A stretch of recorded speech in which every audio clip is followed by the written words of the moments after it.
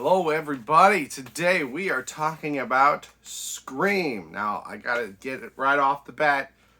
Let you know I'm definitely biased towards these movies. This was this was like my slasher franchise growing up. You know, Halloween, Friday the 13th, Nightmare on Elm Street, Leatherface, Texas Chainsaw, what have you. Those were all just a bit before my time, and I eventually got into them, but I was never really like drawn to those. I just kind of accepted that those were the big ones, and so I got into them. And some of them I enjoy. We've got some Halloweens up here, I think. Yeah. Uh, but the Scream movies, that's really where I was.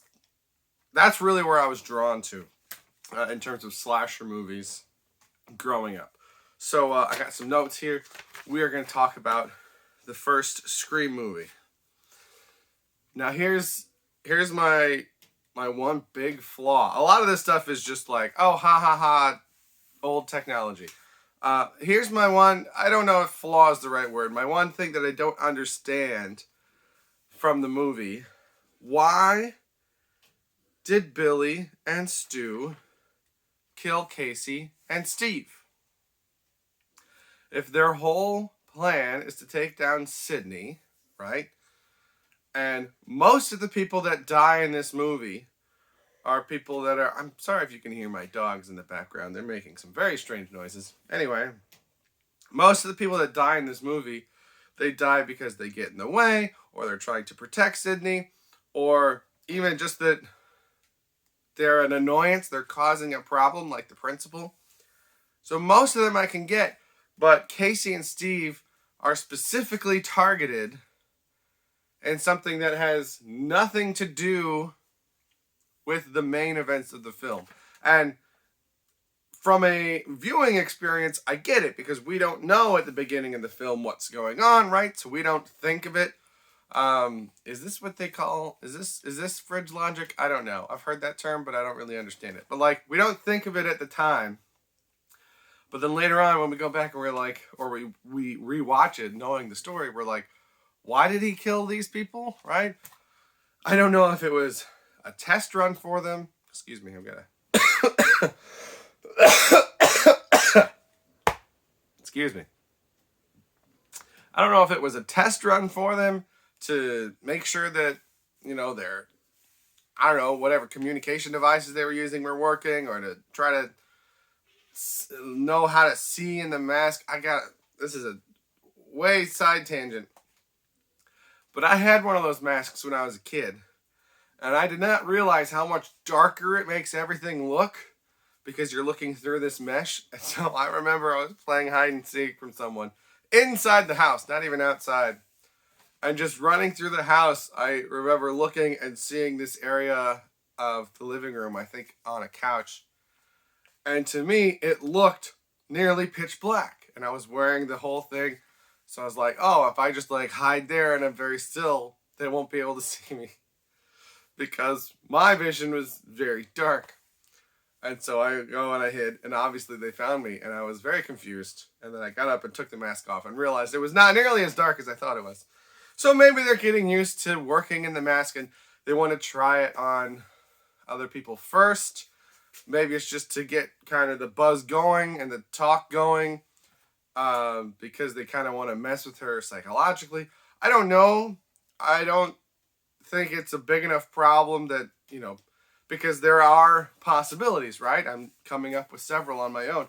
I just kind of wish we knew for sure why it was. Because as it is, it's just one of those things where like, oh, that was done for the movie experience, not for the story. And if you could just add in a little bit of a thing to explain how it relates to the actual story, that would have been better. It's a tiny little piece there. Everything else, I don't think I had any other complaints. I like that we get hints of Sydney's past, but not a whole lot of focus. So we get more focus later on. It's revealed throughout the movie, but I like that like we get these little drops that set us up for that. And it's not just like, oh, by the way, blah, blah, blah, blah, blah, blah, blah, blah, blah, blah, blah, blah, blah, blah, right at the beginning. We get little hints. It makes us wonder. And then when we get the big information, we're prepared for it. So it doesn't feel as much like an exposition dump. We get rules of movies right from the first phone scene. So I don't remember exactly what the line was, but this whole meta thing that is well known, or that this franchise is well known for, of talking about the rules of horror movies. I associate that mostly with Randy, right? And I think most people do. But even in that very first scene, there are references to it, which again help get our brain prepared for when it becomes a bigger focus later. There's a scene where Sydney calls 911 on the computer. I don't know if that's just a thing that I missed in my childhood.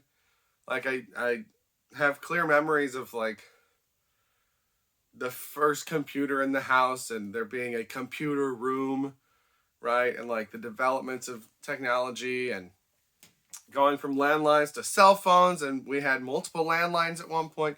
I don't ever remember calling through the computer as a thing. So I don't know if I just missed that or if that's something that the movie took liberty with. I mean, I'm sure it was, because the internet used the phone line. That's just not something that I have experience with, so it still kind of sticks out to me. And then just nowadays, this line, it was like, what were you doing with the cellular telephone, son? It's so funny now, but, you know, it's not the movie's fault. Why does Tatum have 2 beds in her room? Again, this is not something that breaks the movie, but Sydney sleeps over at Tatum's house, and Tatum just has 2 twin beds in her room.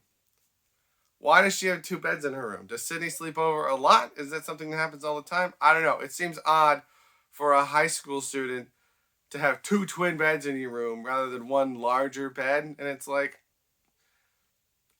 maybe it's weirder now, but like in the 90s, if you slept over at someone's house, you just slept in their bed with them. Like that, you didn't have 2. I don't know. It just is weird. It doesn't ruin the movie by any means. It's just weird. It's like one of those things that, you know, the set decorator doesn't think about it and it's not focused on, but I just happen to notice it. I'm like, why do they have 2 twin beds? At one point I wrote down, because I've seen this movie a lot, but I don't remember every single thing about it. I wrote down, why would the school not shut down? And then they finally do. So I wrote finally. But like, we've got multiple students from this school murdered. I feel like most schools are shutting down the next day, right? And it's like, we need time to, I don't know, maybe that's more of a modern thing, because students of schools dying is so much more common now. But I feel like even in the 90s, if you have students that die, I had a lot of classmates die when I was in school. I don't remember if we had school canceled the next day, or maybe our school, we just got so used to it, which is sad. But pretty much every year and my school was not big. My graduating class was like 100, somewhere around there, 110 maybe. And it was like the largest graduating class in the school. But every year from my 8th grade year on, we had one person either from our school or from the next town over die. And I feel like, I don't know, I feel like we would have canceled school. But like, even those, you know, those weren't murders. I feel like if there's murders and there's a murderer out there and they're potentially targeting students, like, you're definitely not going to, I don't think there would still be school. School should have been shut down earlier in the movie. My next note, Tatum really did a 180 on being a supportive friend for that party. So throughout most of the first half of the movie, Tatum is a solid friend, right? She's pushing away other people to give Sydney some space. She's pushing away reporters. She's, you know, getting on Gail. She's like the buffer. And it doesn't seem like she feels a burden for that. It seems like she's being a very supportive friend.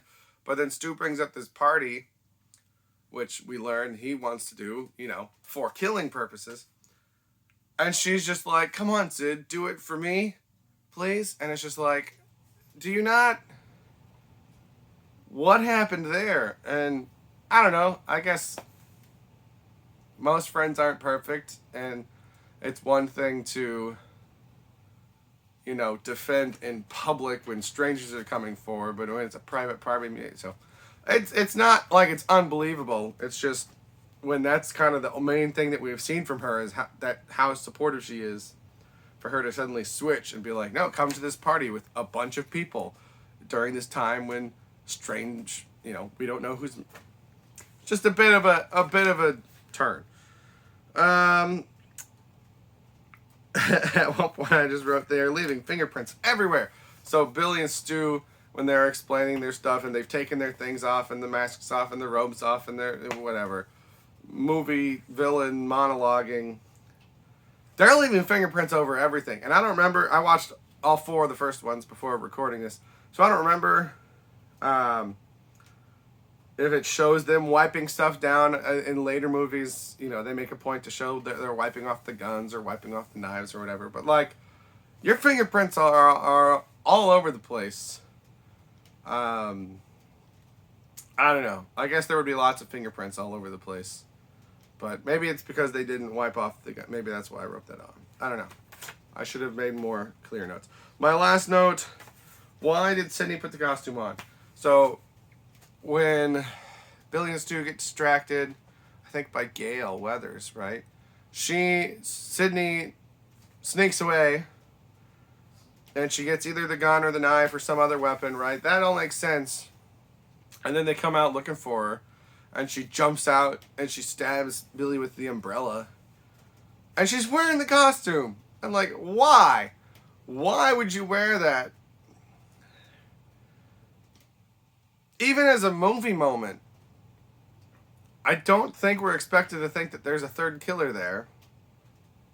But just like in the moment, you're mostly worried about getting away and being safe. And then secondarily to those things, stopping Billy and Stu, right? Why would you think to take this costume, take the time to put it on, which is then going to impair your vision, as previously discussed? That's probably the strangest intentional choice that the movie makes, that I have no explanation for. But there you go. A lot of weird. I'm losing track of my notes on the floor. A lot of weird observances, couple minor complaints. But I love these movies, particularly the first 3. The 4th one, I think, this time through was only the 2nd time watching it, so we'll talk about that more when we get there. But these first 3 are pretty solid, and this first one in particular, I think, is the most pure of this franchise. So those are my thoughts on Scream. Let me know what you think of the movie down in the comments below, but that's what I have to say. Thank you very much for watching. Have a good day.